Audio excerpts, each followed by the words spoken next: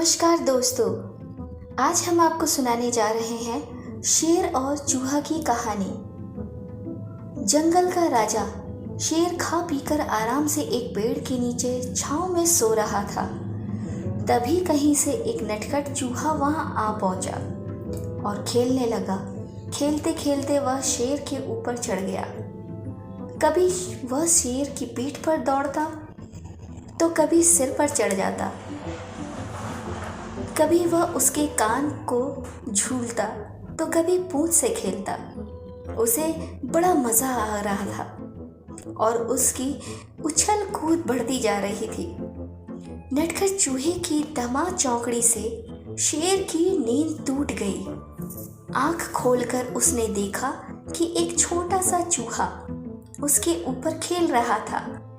उसे बहुत गुस्सा आया और उसने चूहे को अपने पंजे से दबोच लिया। शेर के पंजे में आते ही चूहा डर गया और थक थक कर कांपने लगा। शेर बोला, बदमाश चूहे, तेरी इतनी हिम्मत कि तू जंगल के राजा शेर की नींद में खलल डाले। अब तेरी खैर नहीं, मरने के लिए तैयार हो जा। अब मैं तुझे मारकर खा जाऊंगा। मौत सामने देखकर चूहा गिड़गिड़ाने लगा, वनराज, मुझे क्षमा करें। मुझसे बहुत बड़ी भूल हो गई। मुझे जैसे छोटे प्राणी को खाकर आपको क्या मिलेगा? आपका पेट तो भी नहीं भर पाएगा। कृपया करके मुझे छोड़ दीजिए। अवसर आने पर मैं अवश्य आपके काम आऊँगा। चूहे की बात सुनकर शेर हंसने लगा और बोला, मैं जंगल का राजा हूँ। मुझसे बलशाली इस पूरे जंगल में कोई नहीं है। तू छोटा सा चूहा मेरे क्या काम आएगा? लेकिन फिर भी मैं दया करके तुझे प्राण दान देता हूँ। मेरी नज़रों से दूर हो जा और आइंदा कभी मेरी नींद में खलल मत डालना। चूहा धन्यवाद कहकर वहां से चला गया। कुछ दिन बीते। एक दिन शेर जंगल के शिकार के लिए घूम रहा था कि वह शिकारी द्वारा बिछाए जाल में फंस गया। उसने बहुत प्रयत्न किया किंतु जाल से बाहर नहीं आ पाया। वह मदद के लिए गिड़गिड़ाने लगा। शेर की दहाड़ वहां से गुजरे और एक चूहे के कानों में पड़ गई। यह वही चूहा था जिसे शेर ने दया कर प्राणदान कर दिया था।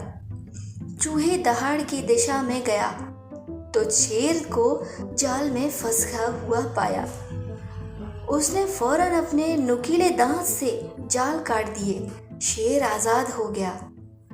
उसने चूहे को धन्यवाद दिया तो चूहा बोला, वनराज, आप शायद भूल गए हैं, मैं वही चूहा हूँ जिसे आपने प्राणदान दिया था। मैंने आपको कहा था ना कि एक दिन अवश्य आपके काम आऊंगा। देखिए, आज मैं आपके काम आ ही गया। शेर को वह दिन याद आ गया और उस दिन की अपनी सोच पर बहुत पछतावा हुआ कि जिस चूहे को उसने तुच्छ समझा, उसी की सहायता से वह शिकारी से बच पाया। दोस्तों, इस कहानी से हमें ये सीख मिलती है कि बाहरी स्वरूप देखकर किसी की योग्यता का आंकलन नहीं करना चाहिए और दूसरा, उपकार कभी व्यर्थ नहीं जाता। किसी न किसी रूप में उसका फल अवश्य मिलता है। दोस्तों, आपको ये कहानी हमारी कैसी लगी? अगर आपको ये कहानी पसंद आई है तो इसे लाइक शेयर करना बिल्कुल भी ना भूलें।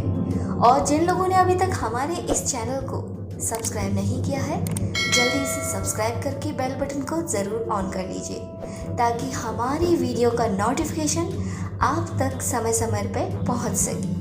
चलिए, अब मिलते हैं अगली